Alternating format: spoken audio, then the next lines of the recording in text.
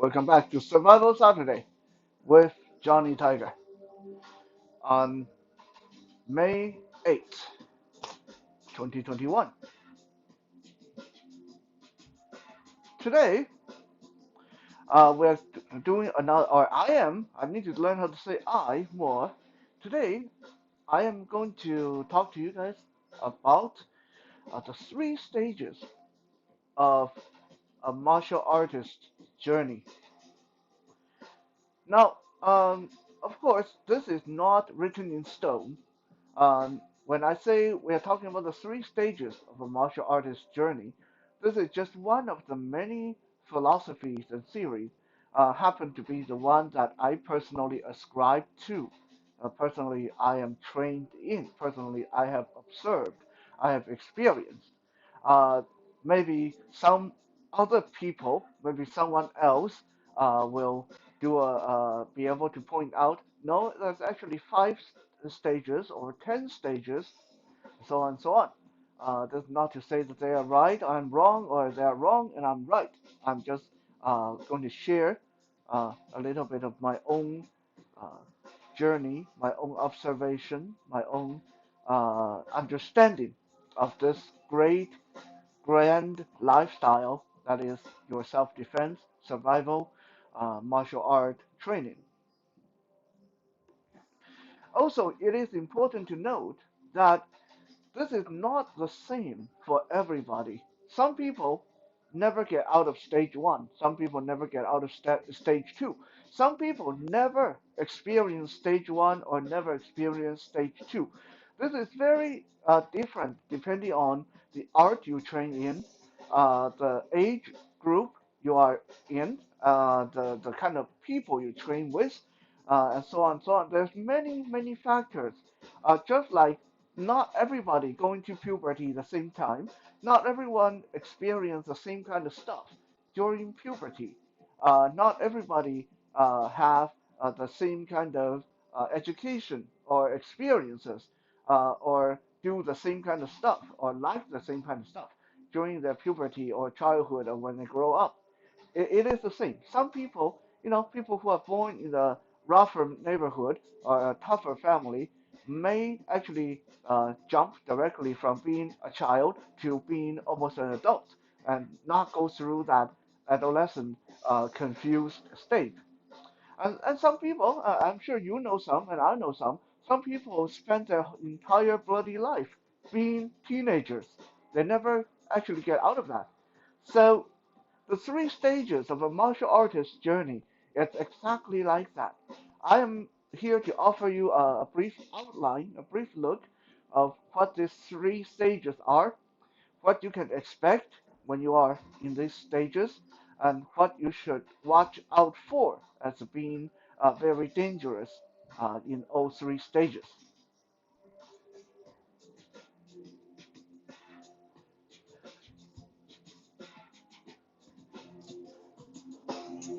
The first stage is the stage of learning. The stage of learning. This is, some people call this the novice stage. Some people call this the newbie stage. But I don't like those terms because those imply inadequacy. Those terms implies that you're not very good at what you do. But this is not always true. There are some people who train for their whole life.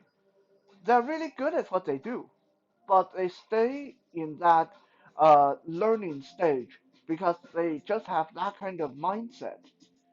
Okay, so calling them novice or calling them newbie or any of such term is not fair. Now, for the most part, the learning stage do apply to newbies and novice, and you will stay in this stage for sometimes a year, but most of the time 2 or 3 or maybe 4 or 5 years of your first foray into training in self-defense and martial art. What is the learning stage? The learning stage is when everything requires so much work. You focus a lot. and your stances and where your balance are kept. And every stance have to be perfect. Where you put your elbow and every punch have to be delivered just right. Every kick have to be delivered just right. Every movement is like a textbook. You are a textbook. You are a blank page, and the knowledge is being written onto you into your head. And it's so much to learn. There's so much to practice. There's so much to keep track of. Now, the one thing, the positive mindset, the positive thing you will experience in the learning stage is wonderment, is amazement. Now, this is in some ways the most wonderful part of your martial art journey. Just like when you first go into a new country, when you first go into a new university, when you first meet a new friend, when you first find a new partner. This is sometimes the most scary, but in some way the most amazing, the most wonderful part of your journey because you're almost growing every day. You notice yourself growing every day. You notice yourself uh, really, really uh, being amazed. There's always new thing to learn. There's always new, like you can, at this stage, you're going to go to sleep dreaming of all the new possibilities. You're going to go to sleep thinking of how to improve on what you just learned. You're going to go to sleep thinking of all the workout you did today, just to get to this point. At this point, at this stage, you are full of wonderment. You're open. Hopefully you're open-minded. Hopefully you are just so receptive to all the incoming stimulants, incoming knowledge, and incoming possibilities. This is a wonderful stage, really. But like any of these stages, this stage has its things that you have to watch out for. And I'm going to show you to point out two things that if you ask yourself, if you after watching to this video and you realize that you are in this stage, you are in the learning stage of your journey, then really pay attention to what's going on in your head. There's going to be two things that are going to creep out on you, that is very dangerous. One is the urge to quit because of feeling inadequate. We see this happen to a lot of people, a lot of students. They will come to school, they will come to class for maybe 2 months, 3 months, 5 months, usually within the first year. They will suddenly quit because they feel they're not ever going to get good at this. There's just so much, it's overwhelming. That they've been training for 2 months and they still struggle with the roundhouse kick. They've been training for 2 months and they still get confused with the punching combo when someone called 3-2-1-2-4. This is when they feel dejected, when they feel discouraged, when they feel confused and overwhelmed. Okay, so the urge to quit, the urge of the feeling of inadequacy, you really have to watch out for that. Everyone is their worst critic. Every one of us, well, not, let me rephrase that. Not every one of us. There's some out there that are martial art geniuses that they can get perfect in like 2 months. But most of us, myself included, trained for years and years. I remember back when I was doing Taekwondo, um, before I got my brown belt. I remember that there was one year that I spent a whole year doing nothing but the front snap kick, front snap kick, front snap kick from standing up, front snap kick from squatting down, front snap kick from laying on the floor, and front snap kick from coming off the ground. I did nothing but front snap kick whole year, 5 classes a week. I I actually decided in my head my sensei didn't like me. I decided in my head that my sensei was cheating me out of all the tuition money I was paying. What the heck? I show up for class, and every time it's the same thing. Okay, class, we're going to work on this today. Johnny, go over there, work on your front snap kick. I'll come talk to you in when I'm done working with the rest of the class. Same thing every day for a whole year. Front snap kick from the left, front snap kick from right, front snap from jumping, front snap kick from turning.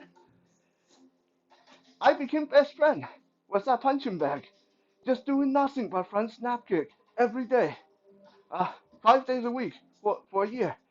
And I started to feel all confused inside because I wasn't learning anything new. With myself, I didn't feel I was improving. Obviously, I wasn't improving. Otherwise, why was my sensei telling me to work on that every day? It wasn't until many, many years later that I realized the kind of favor my sensei did me by doing that because of him telling me to work on that every day.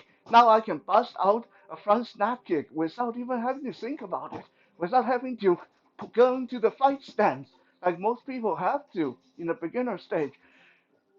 So at this stage, you have to really fight that kind of doubt, that kind of feeling that you're inadequate or that you're being taken advantage of, that or your sensei is just not doing the right job or stuff like that. At this stage, really fight off that little voice of doubt. Sometimes, sometimes, sometimes it's true. Okay, sometimes you might run into a bad sensei. Sometimes you might run into a bad coach. Sometimes you really might be not very good at it.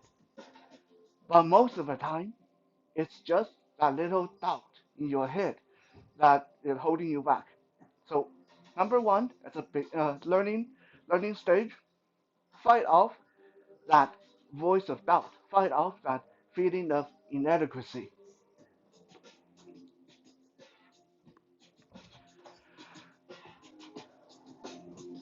Number two, uh, the second thing you want to watch out for in the learning stage is an over eagerness to learn. Over eagerness, and some people say, so is that a bad thing that I'm eager to learn? If you are overly eager, yes, because just like the front snap kick, it took me doing that repeatedly, daily, for a whole year for me to be super, super good at it. Imagine, and I probably did feel that at the time too. Imagine you are feeling, okay, I learned front snap kick last week. This week, I already know how to throw it.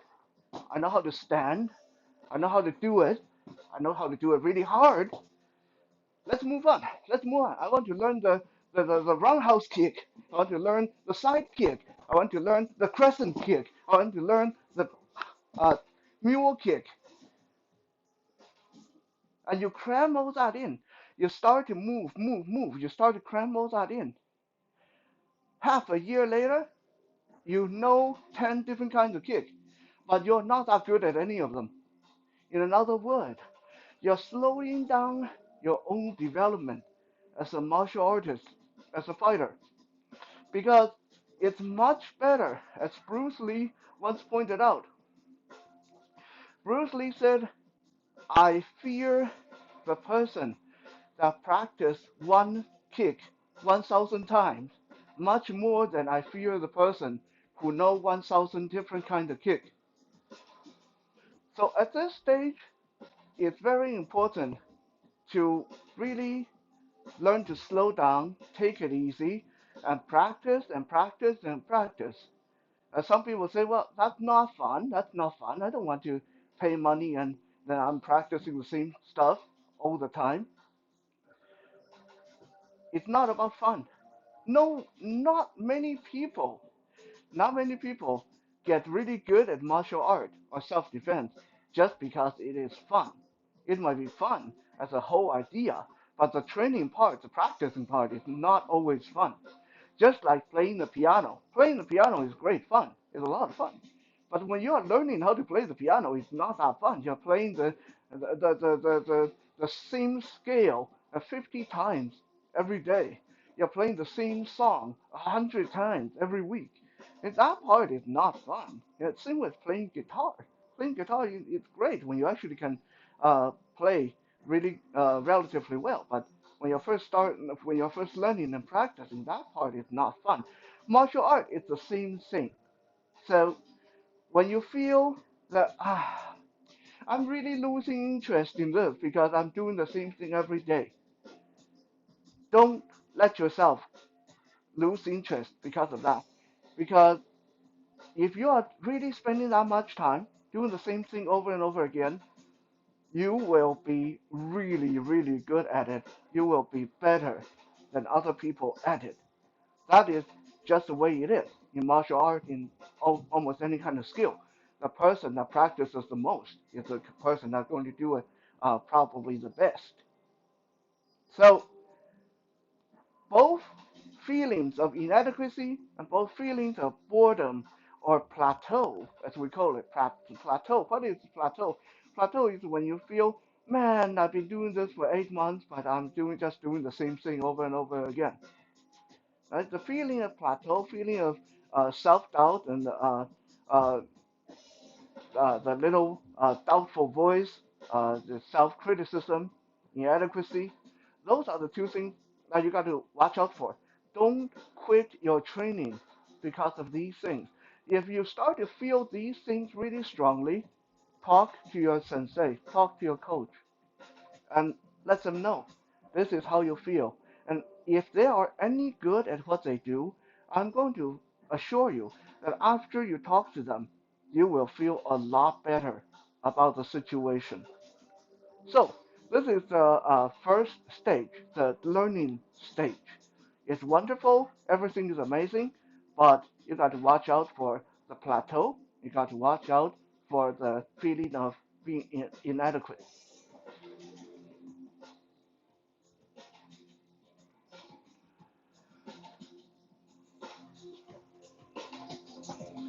The second stage, so usually after you've been with your martial art for 4 years, 6 years, 10 years, in some martial art, would only take a year, depending on what you're doing. Like I know if you are doing things like Krav Maga, then you're supposed to reach this stage in about a year. But most of the program will be a lot longer, especially if something like Brazilian Jiu-Jitsu, which you're going to spend the first 3 or 4 years just in that learning stage. The second stage is the stage of proving. It's a proving stage. It's a proving stage. Uh, some people say this is a stage of a warrior, the stage of a fighter, the stage where you go out in the world and you are eager to prove to everybody that you know your stuff. At this stage, you are not so much focused on working the perfect techniques anymore. At this stage, you're working on how to throw them fast. At this stage, you're working on how to throw them hard. At this stage, you're working on destroying your opposition. This is where uh, a lot of martial artists start to get hurt. This is where a lot of people start to get hurt.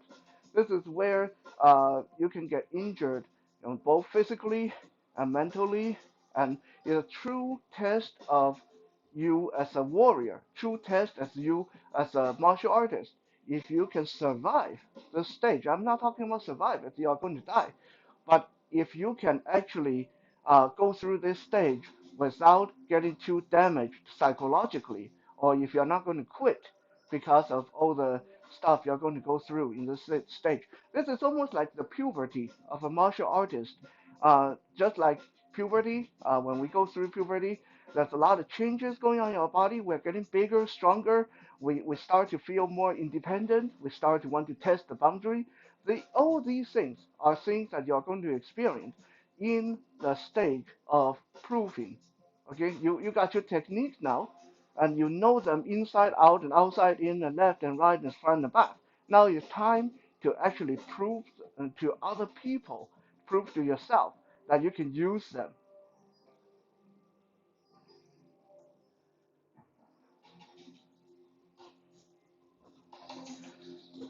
The great part about the stage of proving is this is when you are going to feel very eager. This is the stage where you are, again, almost like a teenager with a hormone raging through your body. At the stage of proving for a martial artist is when you're eager to fight. You're eager to try it. Every time someone even mention, even whisper the word sparring or fighting or testing, you are like, okay, okay, me, let's go, let's go, let's go. This is the stage where it's so exciting. You got so much testosterone. You got so much uh, drive. This is a stage where you got the eye of the tiger. Your whole world is about proving what you can do with your martial art, your self-defense, your kicks, your punches, your finger strikes, your palm strikes, your throws, your chokes, your grapple. This is the stage where it's exciting. This is a very, very exciting stage uh, for a lot of people. But of course, just as the learning stage, the proving stage comes with its own set of really scary things that you got to watch out for. And again, I'm going to talk about two of them. The first one, at this stage, you really have to watch out for is a tendency to not treat your sparring partner, not treat other people as people. You got your techniques. You are ready to prove yourself. So when you go into that sparring match, you're throwing everything full power. You're thinking, if my partner is here, they must be here to do the same thing. No, your partner might still be in that learning stage where they're all confused, where they're not sure of themselves. You go in there and devastate them and demolish them with your roundhouse kick or your left hook or right hook and uppercut, knock them down, make you feel good. Yeah. How does it make them feel? How does that make them feel? You're not going to do anybody any good if you start blasting through everyone that you spar with. I'm not saying that you always have to hold back, but you need to hold yourself back long enough to figure out, are you and your partner on the same page? Are you and your partner on the same page? Are you on the same level, skill wise? Are they learning anything? Are you learning anything? Because honestly, when you go into a sparring match and you just start swinging and slugging it out and see who can take harder hit and who can hit faster and who can knock the other person out quicker, you're not learning anything. Right? It's fun. It's great. I personally I love to do that, but no one's learning anything because it turns into a survival situation. Your partner is so busy trying to make sure you don't hurt them, you don't put them in the hospital. Don't forget, unless you are fighting professionally, unless you're doing this for a career, unless your partner is doing this for a career, you, your partner, everyone else still got a day job to go back to. Even me, I teach these stuff. I still have a day job I have to go to. I don't do this full time. So be considerate at this stage. Really watch out for that over uh, extension of ego, over extension of just being self-centered, and really learn to be merciful and controlled and considerate.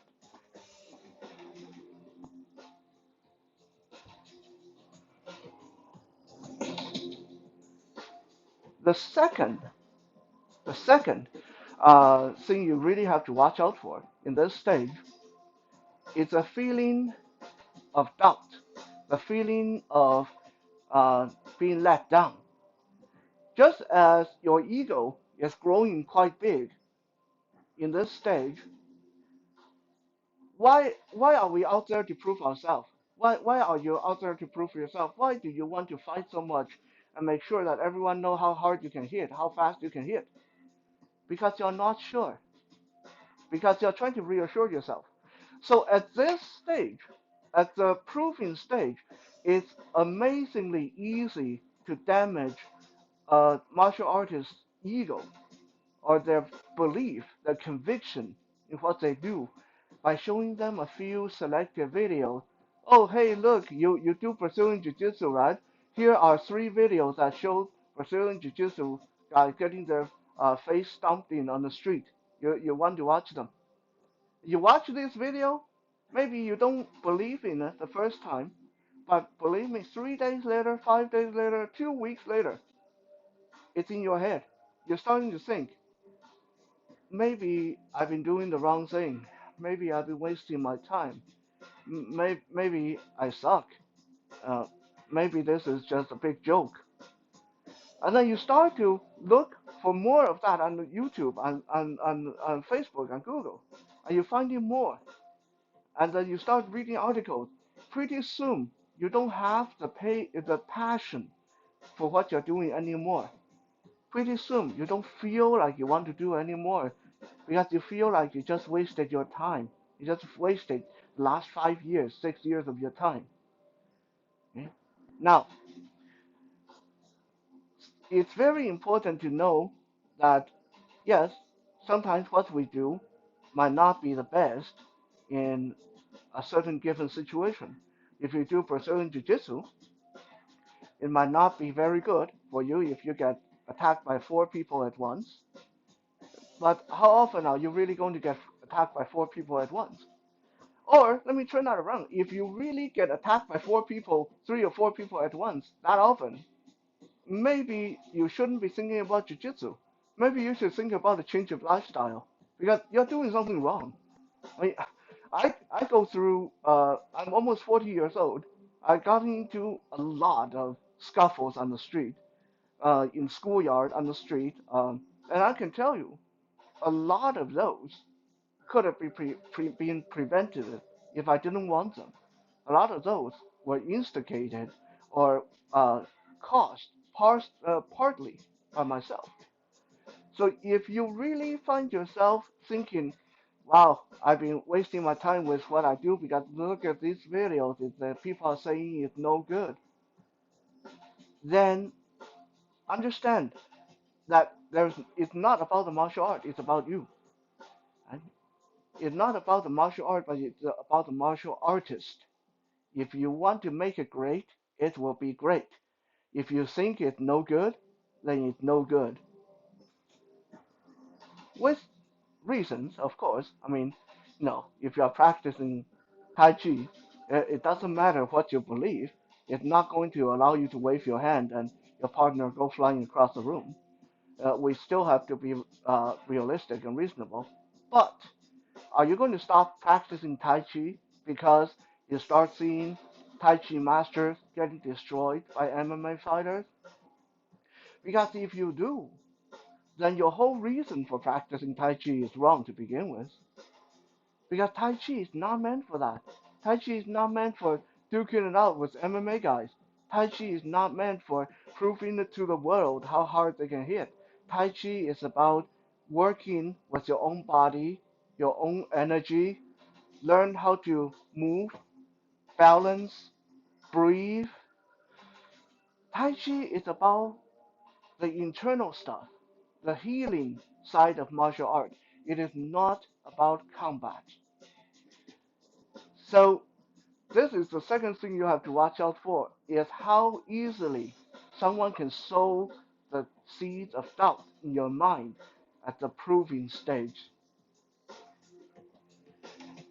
In many ways, it's easier to make a proving stage martial artist doubt him or herself than a learning stage martial artist. Let me explain why. When you start showing people proofs, articles, videos of their stuff not working, the learning stage guys will usually say, Well, I see what you're saying, but I'm pretty sure the masters they have a way to deal with something like that. I'm pretty sure it's not as bad as you think. But I can't argue with you because I don't know that much. I'm still learning. So, maybe you're right, but I just I'll continue to learn and I hope I will find out later that there's a way to dispute what you're showing me because they have hope. Because at the learning stage, you're full of hope. Now, at the proving stage, you're kind of done learning. You got your technique, you got your curing techniques, you got your perfect techniques.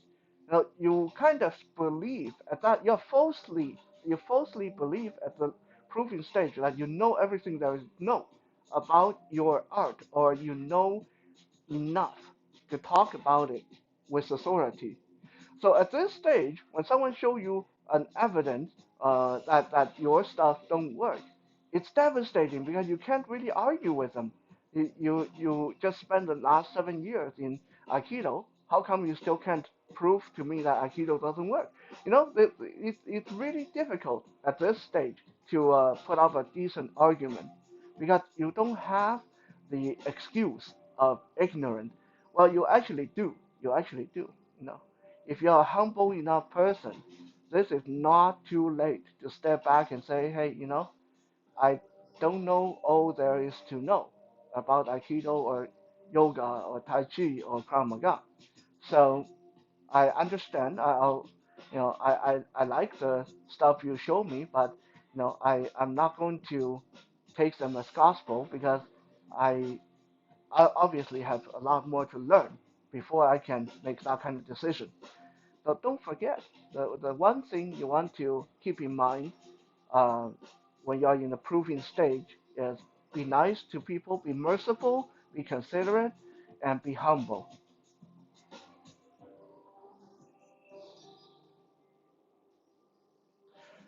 The third stage, some people call this the master stage.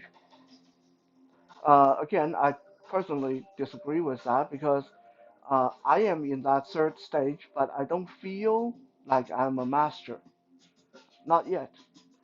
I am a very good teacher, but I don't consider myself a master yet. Um, the third stage, it's a stage of forgetting, or the stage of assimilation, the stage of teaching, the stage of internalizing. There's many names. I personally call it the stage of forgetting because, again, Bruce Lee once said, the best martial art is a martial art that doesn't have techniques. The best technique is when there's no technique. And this is exactly what he's talking about when we talk about the third stage, the last stage of your journey. It's the stage when you take everything you learn, all the punches, all the kicks, all the stances, all the hand gestures, all the posturing, all the loading up, everything. And you start to internalize them by forgetting about them because your brain no longer have to think about them. Honestly, I've learned a lot of techniques in my life, but now if you come up to me and ask me, did you learn this? Did you learn the blah blah blah crescent kick? It's going to take me a few moments to sort through my memory before I thought, oh, do you mean this kick? Yeah, I learned that one. I can do the kick, but I don't remember the name anymore. Huh? I can do the kick, but I don't remember the name of that or that or that. Huh? They come when I need them, but I don't think of them in terms of separate techniques. My body just performs them. So this is when you take all the knowledge you have and start to digest them finally. Your body will perform them without name. Your body will perform them without um, posturing, stances, moving. At this stage, your focus is more on understanding finally the knowledge that you've been given, and thinking of how can I break this back down to the basic components so I can teach it to other people. How can I make this work for other people? Because now I don't think about it. I have a hard time talking about martial art moves nowadays because I don't have the words for them because I don't think about them. My body just performs them. So when I teach, it gives myself a chance to go back to basic and try to regurgitate them up to make sense to other people. This is a stage of forgetting. This is a stage of teaching, the stage of, you can say, enlightenment. In a sense, enlightening other people more than so yourself. Uh, this is like the golden years of a martial artist journey. Some people never get to this stage. Some people hover in this stage and then they fall out of this stage. Uh, it's quite a wonderful stage to be in because at this point you're no longer feeling threatened. You no longer feel that you need to challenge people. You no longer feel like you need to answer challenges. At this point, you know what you do works. If you get to this stage, you know what you do works. You know what they're for. You know what they do. You know how to do them without having to think. You know they work. At this stage, you no longer need to worry about proving them. Right? Just like if someone show me a board or a brick or a roofing tile, I don't really need to hit it. I can feel it, and I can directly tell you I can break that or I cannot break that. Right? Someone asked me, if you and so fight, who's going to win? I'm going to tell you he's going to win. And because I don't care at this stage. At this stage, I don't feel the need to prove to the world how badass I am.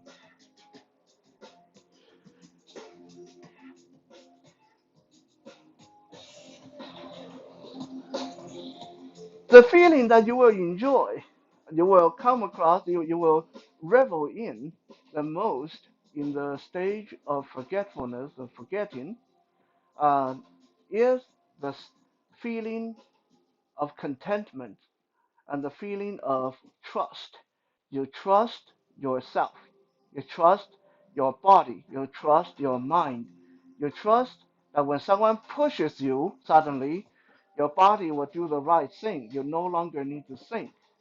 You trust that when you perform a move, it will work, no matter what state you're in, sitting, laying down, standing. So there's a feeling of complete control, complete trust, complete contentment at this stage. That is a really good feeling. That is a very peaceful feeling. But at the same time, this leads to the things that you have to watch out for when you're in this stage.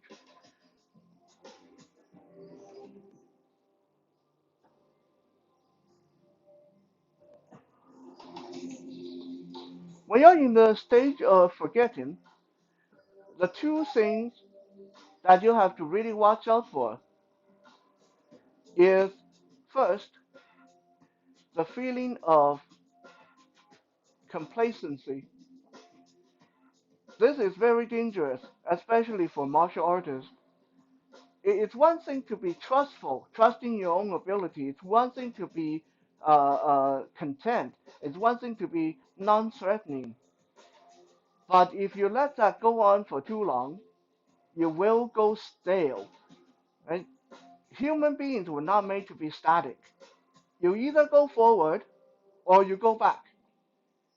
This is why I say some people will get to this stage and then they'll fall out of it. Because at this stage, sometimes there's you get the feeling that you don't need to go forward anymore because you don't feel the need to prove to yourself or anyone anymore. The fire has gone out of your heart. You lost the eye of the tiger. You lost the drive to want to use your martial art.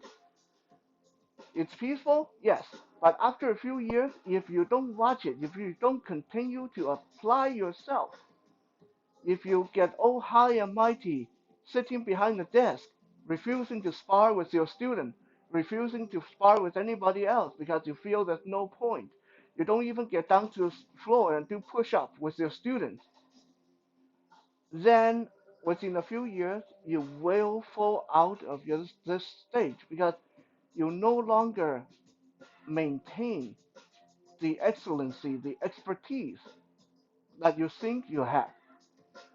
Okay? We cannot stay static. You either go forward or you go back. So when you feel that feeling of contentment, peace, it's wonderful, it's great. But do not let it make you complacent. This is why we see so many judo masters, taekwondo masters, karate masters, whatever master, people that have been doing their stuff for 30, 40 years. And then go out there and suddenly one day they do get attacked by some street thugs who had no martial art training. And then the masters get totally demolished because the master has long ago forgotten how to really use what they got. They can talk a good game, but because they are complacent, because they are trusting in their own ability, they never prove themselves. They no longer can actually do it. So don't let that feeling of complacency rob you of the abilities that you work so hard to gain. Okay? If I can do 100 push-ups once upon a time, and then now I say to myself, well, okay, I did the 100 push-ups. Now I'm not. I know I can do it. I know I can do 100 push-ups. And no point to do push-ups anymore. Then 2 months later, if I try to do push-ups, I can only do 50. 6 months later, I can only do 10. 4 years later, even 5 push-ups is hard. And I'm going to be one of those guys that say, oh man, I remember once upon a time when I was young, I could do 100 push-ups. And the feeling was so wonderful. And look at me now. So really be careful with that feeling of complacency. Continue to reapply, to retrain, to learn new things, even when you reach the stage of forgetting. The second thing that you're going to run into, again, really, really dangerous in the stage of forgetting, in this more advanced stage, is you are going to start feeling overly confident and close-minded. Okay? The feeling of trusting in your own ability will gradually lead to a stage of feeling of being close-minded if you're not careful. Right? For example, if you spend 50 years being a karate guy and you know your karate inside and out, upside and down, and you internalized everything, you can every single move you make, you know it's going to break a wall, break down a house. Every step you take is going to shatter the mountain. Then when people talk to you about judo, when people to you about taekwondo, you start shutting off your listening. When people tell you that things don't work, you don't want to admit it. Your mind get locked in that total trust. It become a fanatical, zealot feeling, almost like a religion. You just can't bear to listen to other evidences. Don't let yourself get to that point because when you get to that point, then you are going to suddenly get a rude wake up call one day when someone shove it in your face and show you that your stuff don't work. Always consider every new angle, every new possibility, and keep changing, keep evolving.